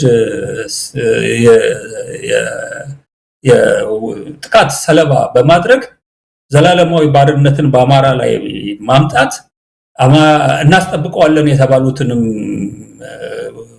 ግዛቶች ማስጠበቅ የማይቻልበት ደካማ የሆነ ሁኔታ በአማራ ህዝብ ላይ መጫን ነው የሚሆነው ያለው። ስለዚህ ይሄን በደንብ ማወቅ ያለብን ይመስለኛል ያለው። ይሄ የሁሉም የአማራ ህዝብ የተጠናከረ አንድነትና ጉልበት ነው። ሁሉንም አማራ ነክ የሆኑ ክልላዊም ድንበራዊም አገራዊ ጉዳዮችንም መፍታት የሚችለው የተበጣጠሰ የዞን የጠቅላይ ግዛት የተመሳሰሉ አመለካከቶች አይደሉም። ይሄንን አማራው ማወቅ መቻል አለበት። ይሄንን አሁንም በደንብ ያልተረዱ ብዙ ሰዎች እያየን ነው። ስለዚህ ይሄንን አንድ ማለት እንችላለን። ሌላ ያነሳው ነጥብ ሁለተኛው ነጥብ ኖት ስላልወሰድኩኝ መልሰህ ብትነግረኝ ከትብብር ውጪ ሌላ ምን አማራጭ አለ ነው? አሁን ባለው ኢትዮጵያ አጠቃላይ ሁኔታ ምንድነው የሚያቀርቡት ሐሳብ? እሺ ትብብር ይቅር፣ ከዛስ ምን ሌላ አማራጭ አለ ነው የሚያቀርቡት? አንደኛ መሰለህ ያለው ቅድም አንተ ብለዋል። አንደኛ ቅድም እኔም ራሴ ያልኩት ነገር አለ። አብይ አህመድ በተናጠል እስካገኘህ ድረስ በተናጠል መዋጋትና አንተም ባለህበት ቦታ አፍኖ የመያዝ የአገሩ ጠቅላላ ሪሶርስ ከውጭ ሀገራት እየለመነ የሚያመጣው ገንዘብ መሳሪያ ተጨምሮለት የአገሪቷን ጠቅላላ ሪሶርስ ስልህ ማዕድኖቹንም ባንኩንም ታንኩንም በገፍ እየመለመለ እያመጣ ቢያልቅ ግድ የሌለውን ሰራዊት እያመጣ ለረጅም ጊዜ ሊቀጥል የሚችልበት ሁኔታ ነው የምትፈጥርለት ያለው።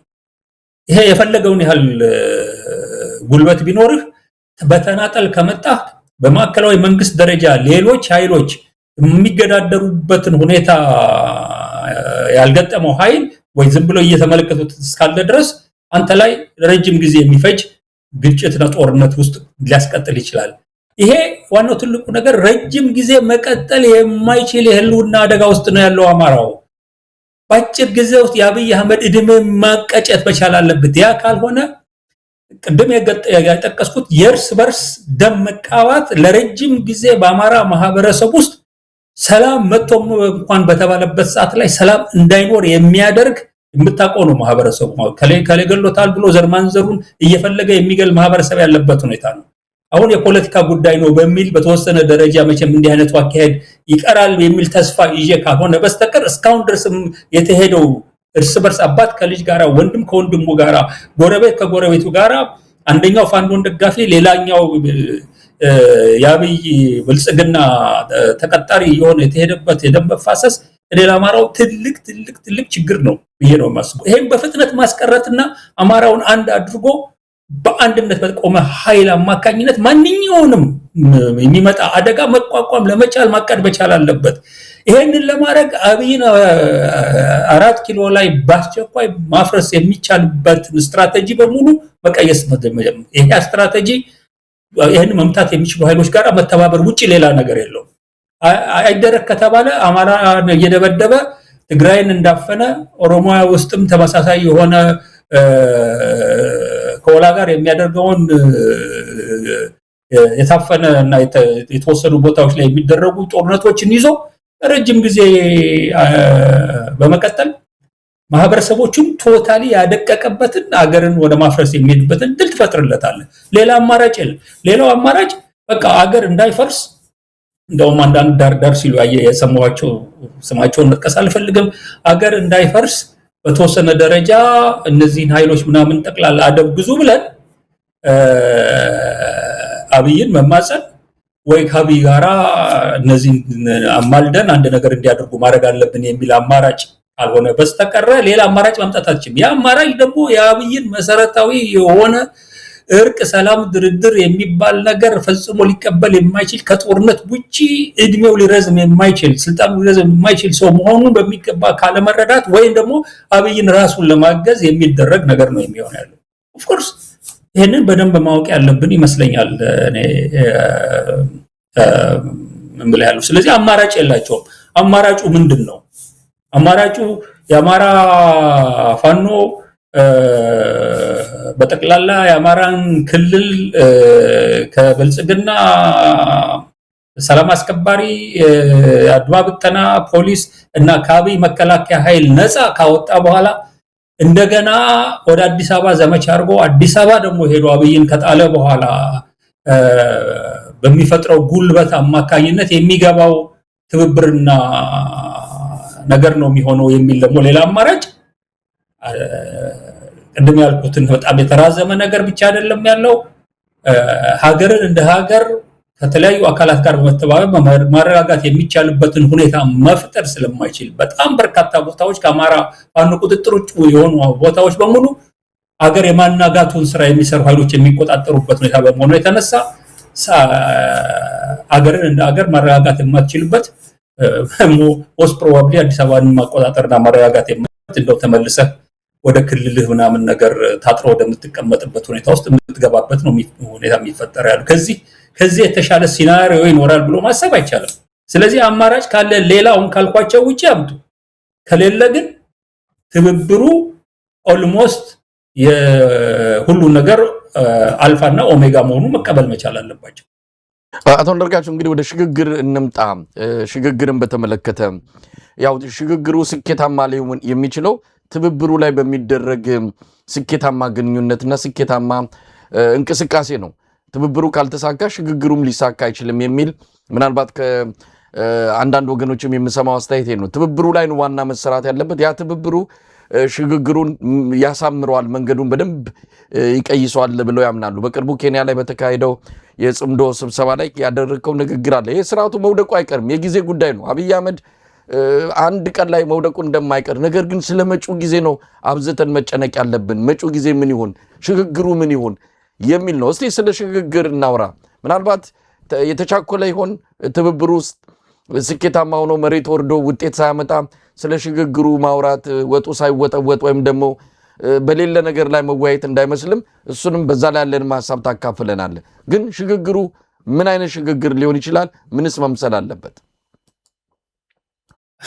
እውነት ነው።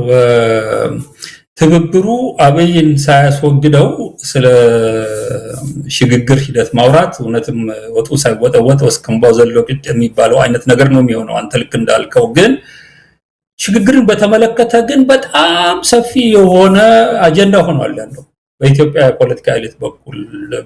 በጣም በርካታ በተለያየ ትንንሽ ቡድኖች ውስጥ ተሰባስበው መጪው ሽግግር ምን ይምሰል የሚል ውይይት የሚያደርጉ፣ ሰነድ የሚያዘጋጁ፣ ጽሁፍ እየጻፉ ያሉ በጣም በርካታ አካላት አሉ እና እያሰራጯቸው ያሉ አመለካከቶች አሉ እነዚህ ቡድኖች።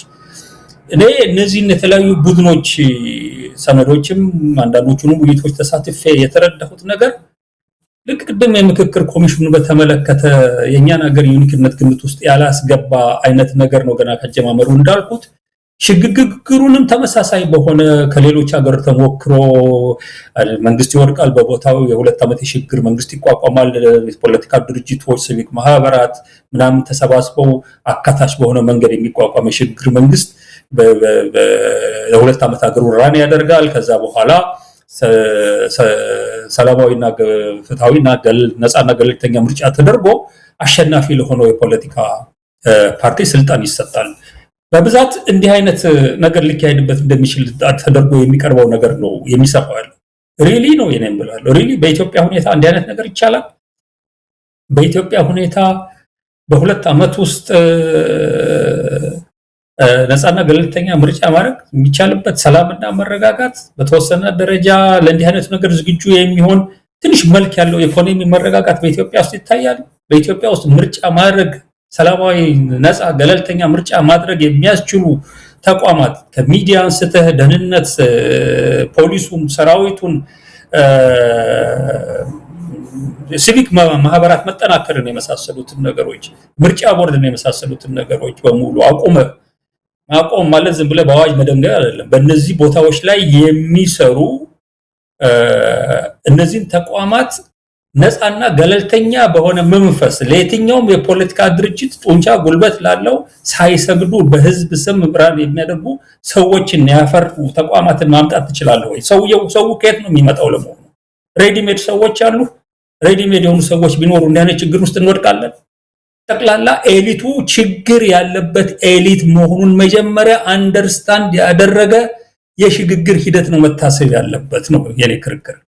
ያ የሽግግር ሂደት በዝርዝር ውስጥ አልገባም፣ ምክንያቱም በጣም የሽግግር ሂደቱን በጣም በከፍተኛ ደረጃ መዘርዘር ይቻላል ያለው ምን ነገሮች እየሰራ መሄድ እንዳለበት፣ እንዴት እንደሚደራጅ ነው። በዋነኛነት ግን ትልቁ ቁም ነገር መሆን ያለበት በየጊዜው ህዝብ የፖለቲካ ልሂቁን እያመነ የተገዳበት ሁኔታ ስላለ ያ የመከዳት ዕጣ አሁንም እንዳይቀጥል ህዝብ በዋነኛነት የሽግግሩ ሂደት ባለቤት የሚሆንበትን ሁኔታ መፍጠር የሚጠይቅ የሽግግር እሳቤ ያስፈልጋል።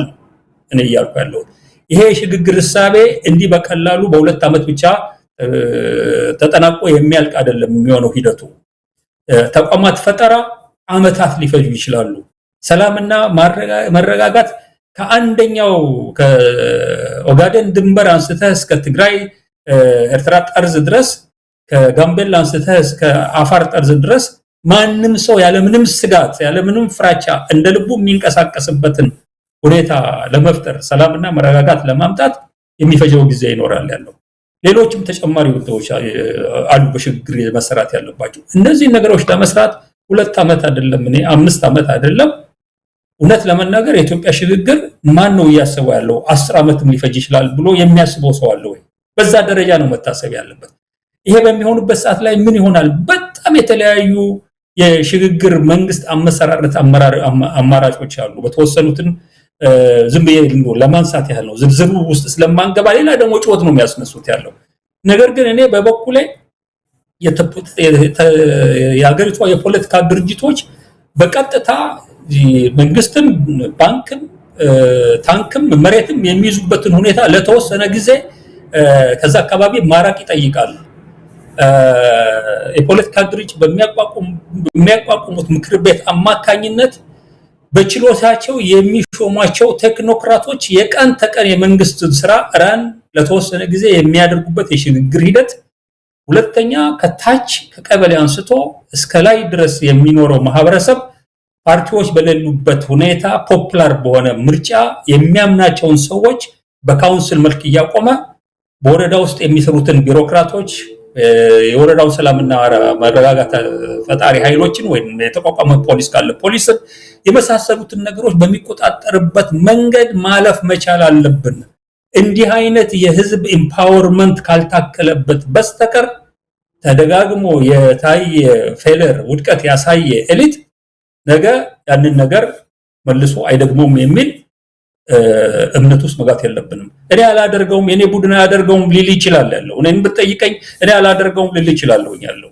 አንዱም እኔ ከህዝብ ነገር ግን ደጋግሞ የታየው ነገር የህዝብን ሀብት መዝረፍ፣ ህዝብ የሰጠውን ስልጣን ዘላለማዊ ለማድረግ በህዝብ ላይ መንግስት የሚያስችል ግፈኛ ነገሮችን መፈጸም የመሳሰሉት ነገሮች የተለመዱ ሆነዋል ያለው። ስለዚህ ሰዎች ቃል ስለገቡ እኛ ከነዚህ የተለየንን ስላሉ ብቻ ህዝብ ሊተዋቸው አይገባም። ይሄንን ተረድተን ሽግግሩን በጣም የሀገራችንን ልዩ የሁኔታ ግምት ውስጥ ያስገባ ከሀገራችን ችግር ጋራ በልካችን የተሰፋ ከሌሎች ሀገር በመኮረጅ የመጣ ሳይሆን ተጨንቀን ተጠበን አምጠን ደም ተፍተን የሽግግሩን ሂደት ማሰብ ይኖርብናል የሚል እምነት ነው ያለኝ እና በዚህ ላይ ሰፊ የሆኑ ይህን ጉዳይ በዚህ ደረጃ እያነሱ የሚደረጉ ውይይቶችና ጽሁፎች አለመለከትም። አሁንም የተያዘው ሩጫ የአጭር ጊዜ ሽግግር አድርጎ ለአሸናፊው ስልጣን ሰጥቶ ነገሮች መልክ ይዛሉ ብሎ መቃየት ነገር ነው። ለእኔ በኢትዮጵያ ውስጥ በውክልና ላይ የተመሰረተ የሊበራል ዲሞክራሲ ሂደት እንዲህ በአጭር ጊዜ ውስጥ በኢትዮጵያ ውስጥ ሰላም፣ መረጋጋት፣ ብልጽግና ያመጣል የሚል እምነት የለኝም። የተወሰነ የሁኔታዎች የዲሞክራሲ ባህል ግንባታ፣ የተቋማትን ግንባታ፣ በተወሰነ ደረጃ ጠንካራ የሆነ የሰላምና መረጋጋትን ሁኔታ፣ በከፍተኛ ደረጃ የህዝብን የስልጣን ባለቤትነት በተለያዩ እርከኖች ራሱን በራሱ የሚያስተዳድርበት፣ አንዳንድ ቦታዎች ላይ የተወሰኑ ተቋማትን በተለያየ መንገድ የሚቆጣጠርበት ሁኔታ ካልተፈጠረ በስተቀር በኢትዮጵያ ውስጥ በሌሎችም ሀገሮች የታየ ነገር ነው። በሊበራል ሪፕሬዘንታቲቭ ፓርቲዎች የሚወከሉበት ነው ሁሉ ነገር የሚቆጣጠሩበት የፖለቲካ ስርዓት በምርጫ ስም በዲሞክራሲ ስም የነቀዘን አዲስ ቡድን ህጋዊነት ሰጥቶ አገርን እንዲዘርፍ ህዝብን እንዲበድል እድል መስጠት ነው የሚሆነው። ይሄን ነገር በደንብ ልናስብበት ይገባል የሚል አቋም ነው ያለኝ። አይ ቲንክ ለጊዜው ይሄ ይበቃል ያለው ብቻውን የቻለ አርስት አድርጎ ሌሎችም ኃይሎች አካላትን ጨምሮም በዚህ ሽግግር እንዲመስላል ቢሆን ይሻላል ብሎ ሐሳብ ያላቸው ናምቶ መዋየት እንችላለን።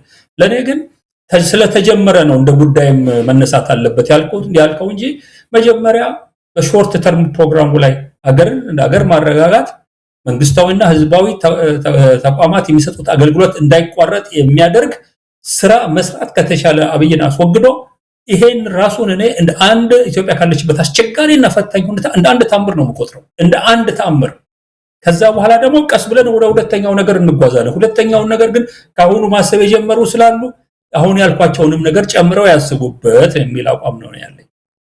አቶ አንዳርጋቸው እንግዲህ ሽግግሩን ሁኔታ በተመለከተ ሰፊ ውይይት የሚያስፈልገው ነው። አሁን ወቅታዊ በእጃችን ላይ የሚገኘው ትብብር የሚለው ነው። ትብብሩም ያው መሬት ላይ የሚያደርጉት አካላት ነገ ከነገ ወዲያ በይፋ ሲገልጹ የበለጠ ነገሮች ጥርት ብሎ እየመጡ ለውይይትም ብዙ ነገር ለማለትም የሚያስችል ይሆናል።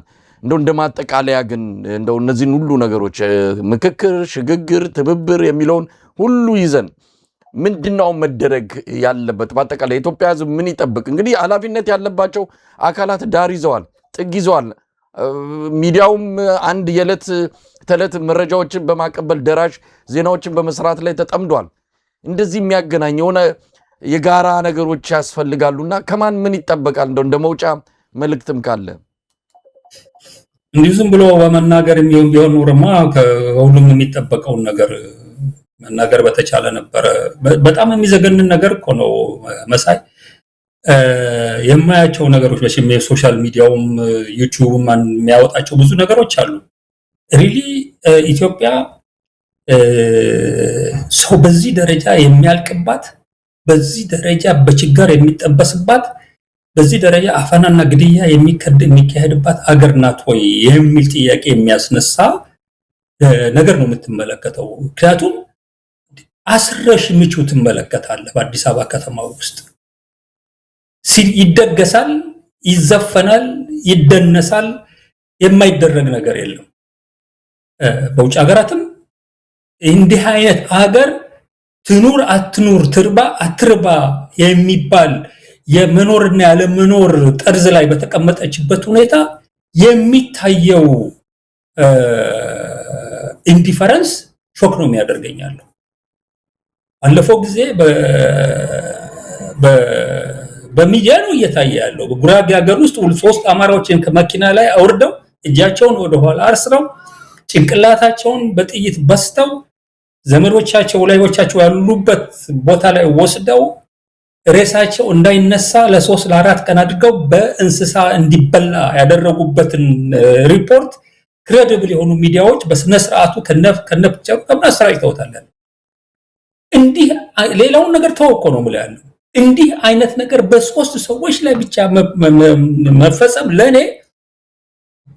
የክርስትና የሰርግ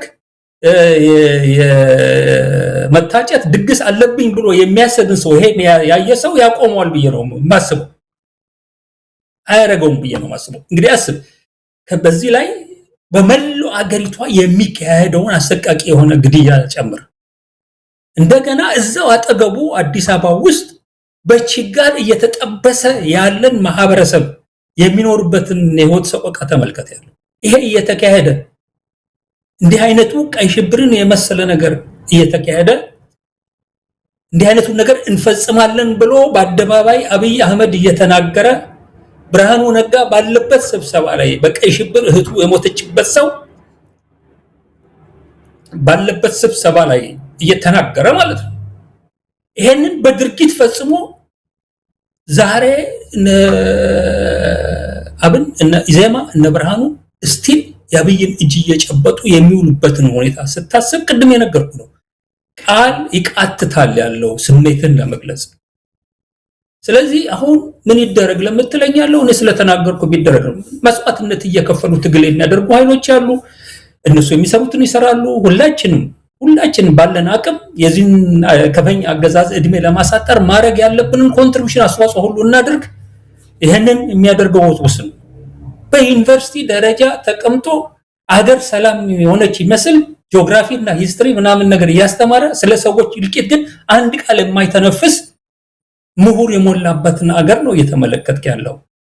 እንዴት ነው ይሄንን አገር የምንቀይረው ነው የኔ ነገር። እንዴት ነው እነዚህ ነገሮች የሁሉም ህዝብ ኮንሰርን ወደሚሆኑበት። ሁለተኛ በእንዲህ አይነት ሪሊ አሰፋሪ የሆነ የምሁርም ይሁን የማህበረሰብ ሁኔታዎች ውስጥ መውጣት የምንችለው የሚለው ነገር በጣም እና ማድረግ የሚቻለው ነገር ሁላችንም እናድርግ። ቅድም ያልከው ሚዲያዎችም መሰረታዊ በሆኑ ቁም ነገሮች ላይ አተኩረው ያገዛዙን እድሜ የሚያሳጥር ስራ ይስሩ። ይሄንን ጊዜያዊ የሆነ አጀንዳ አብይ እኮ እንደ ውሻ እኮ ነው እያየን ያለነው።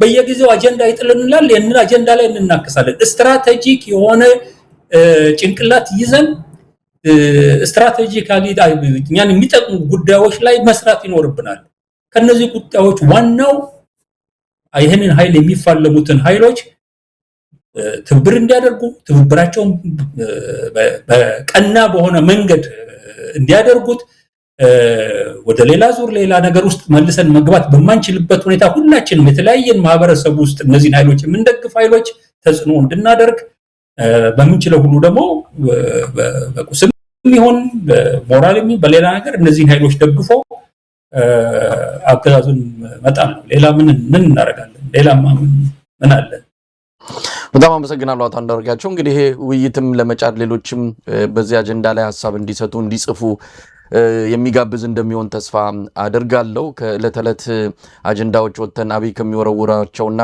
እንዲ ግርግር ከሚፈጥራቸው እንዲ የምክክር ኮሚሽን አይነት ትዕይንቶች ተውኔቶች ወጣ ባለ መልኩ ሰፋ ያለ አስተያየትና የኢትዮጵያን ቀጣይነት የሚያሳዩ ሐሳቦችን እንዲያነሱ እንጋብዛለን እንግዲህ አሁን የተነሳው ነገር አለ አሁን የአዲስ አበባን ጉዳይ በተመለከተ የአማራ ጉዳይ ብቻ አማራ ብቻ ኦህዴድን የሚጋፈጥ የሆነበትን ሁኔታ ሌሎቹ ዝም ብለው የበይ ተመልካች የሚሆኑበት ኢትዮጵያ የጋራ ሀገር ሆና ግን የሚጋፈጡትና ካገዛዙ ጋር ፊት ለፊት የተፋጠጡት የተወሰነ የህብረተሰብ ክፍል ብቻ መሆኑ በራሱ ሀገር ነገ ከነገ የጋራ የመሆኗን ነገር ጥያቄ ውስጥ እንዲገባ ነው የሚያደርገው የአዲስ አበባን ጉዳይ የሌላውንም ጉዳይ ሁላችንም የሚመለከተን መሆን አለበትና ትንሽ የፖለቲካ ድብርት አለ የሆነ ጭጋጋማው ነገር አለ እሱን ገፈን ወደፊት መምጣት የምንችልበት ሁኔታ መኖር አለበት እንግዲህ ጨርሰናል አቶ አንዳርጋቸው በጣም ነው ማመሰግነው እኔም በጣም አመሰግናለሁ መሳይ ተመልካቾቻችን ከአቶ አንዳርጋቸው ጋር ያደረግነው ቆይታ ይህንን ይመስላል አቶ አንዳርጋቸውን በድጋሚ በማመስገን እንሰናበታለን